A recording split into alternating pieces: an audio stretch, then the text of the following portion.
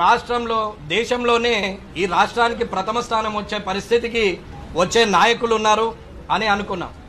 ఎందుకంటే కామారెడ్డి నుంచి పోటీ చేసిన నా అదృష్టం ఏంటంటే నా మీద ఓడిపోయినటువంటి ముఖ్యమంత్రి గారు, నా మీద ఓడిపోయినటువంటి మాజీ ముఖ్యమంత్రి గారు, నేను ముగ్గురం కూడా అసెంబ్లీలో కూర్చుండడం అనేది నిజంగా చరిత్ర. అది దానికి నేను చాలా సంతోషపడ్డాను. ఎందుకంటే ఆ ఇద్దరు కూడా పెద్ద తలకాయలు, చాలా అనుభవం ఉంది.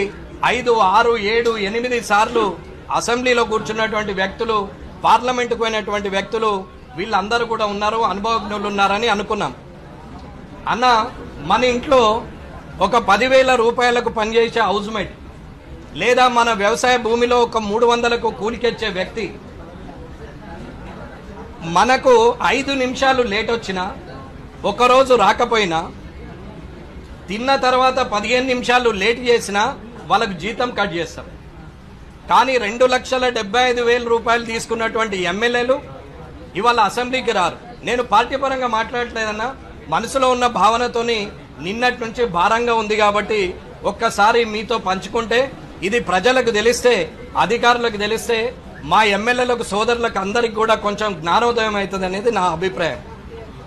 అసెంబ్లీ అంటే పేకాట క్లబ్ లాగా అయిపోయిందన్న. ఈ టేబుల్ మీద ఉన్నాడు ఆ టేబుల్ మీదకి పోయి, ఆ టేబుల్ మీద ఉన్నాడు ఈ టేబుల్ మీదకి వచ్చి పత్తాలాడచ్చు, ఎక్కడ ఖాళీ సీట్ ఉంటే అక్కడ కూర్చోవచ్చు, ఏ టేబుల్ మీద కూర్చుంటే ఆ టేబుల్ మీద ఆట ఆడొచ్చు అనే ఆలోచన ఈ అసెంబ్లీలో తయారైపోయింది. అన్న, 2,75,000 జీతం తీసుకున్నటువంటి వ్యక్తి అసెంబ్లీకి రావడమే మానేసారు. సగం మంది వస్తారు, వచ్చిన సగం మందిలో 2 నాయకులు మాట్లాడితే 60 మంది జపం చేస్తారు, అల్లరి చేస్తారు. ఇటు పక్కన 2 మాట్లాడితే 20 మంది అల్లరి చేస్తారు.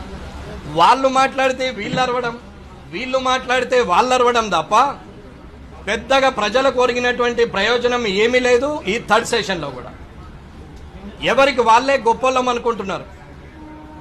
కొందరు మాట్లాడతారు, రాజకీయం వేరు,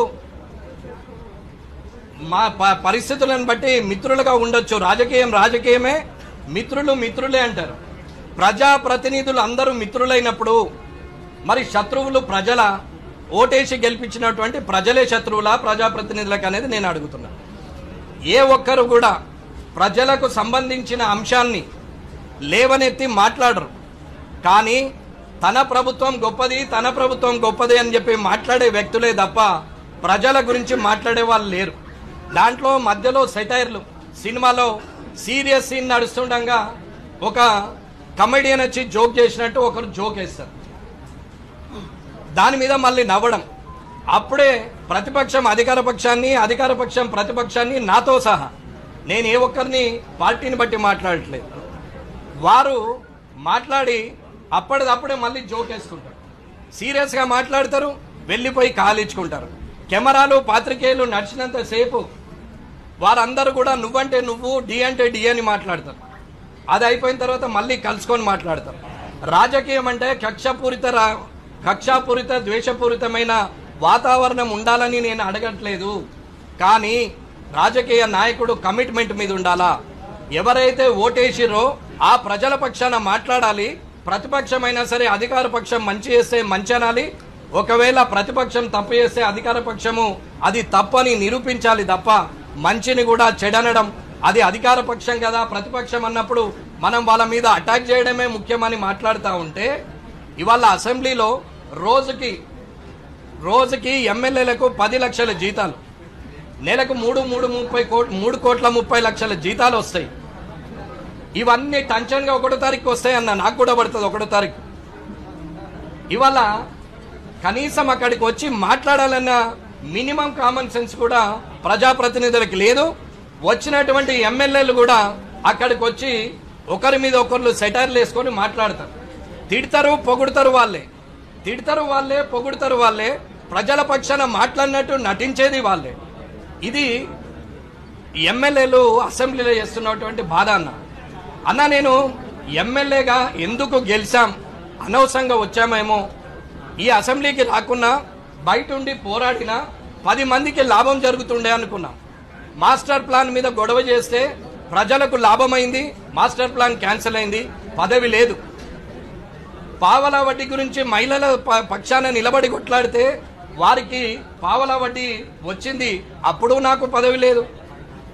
అలాగే ఎన్నో కార్యక్రమాలు చేసినప్పుడు అది ప్రజలకు లాభమైంది. కానీ ఒక ఎమ్మెల్యేగా, ఒక నియోజకవర్గ నాయకునిగా, ఒక పార్టీ ప్రతినిధిగా అసెంబ్లీకి నన్ను ప్రజలు పంపిస్తే ఏమీ చేయలేని నిస్సహాయ స్థితి అసెంబ్లీలో కనపడుతుంది.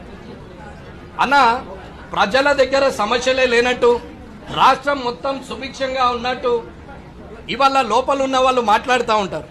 పాపం అక్కడ వస్తూ ఉంటే గేట్ కాడ పోలీసు వాళ్ళు కూడా చెప్తారు, అన్న మాకు సరెండర్ లీవ్స్ రాలేవు, గత ప్రభుత్వం ఇవ్వలేదు, డిఏలు 5 పెండింగ్ ఉన్నాయి, 3 పెండింగ్ ఉన్నాయి, సరెండర్ లీవ్స్ 5-6 పెండింగ్ ఉన్నాయి, మాకు అసలు ఏరియర్స్ రావట్లేదు, పిఆర్సీ ఏరియర్స్ కూడా ఇప్పటి వరకు ఇవ్వలేదు, పిఆర్సీ కొత్తది మళ్లీ వచ్చింది, కానిస్టేబుళ్లకు కనీసం ప్రమోషన్ యోగం లేదు అని పోలీసులు వానల ఎండల రోడ్డు మీద నిలబడి ఈ నాయకులను, ఈ ఎమ్మెల్యేలను అసెంబ్లీకి పంపిస్తుంటే వాళ్ళ ఘోష మాత్రం వీళ్ళకు వినపడదు. ఇవాళ ఎన్నో సమస్యలు ఉన్నాయి. ఇవాళ 1998లో డిఎస్సి క్వాలిఫైడ్ అయిన వాళ్ళు 26 సంవత్సరాల క్రితం క్వాలిఫైడ్ అయిన వ్యక్తులకు అప్పటి ముఖ్యమంత్రి గౌరవనీయులు కేసీఆర్ గారు పిలిచి మాట్లాడి ఇది మీకు సరిదిద్దుతామని 2016లో చెప్పారు. ఇప్పటి వరకు వాళ్ళని చూసిన పాపాన పోయింది లేదు. ఇవాళటి కూడా ఎవ్వరు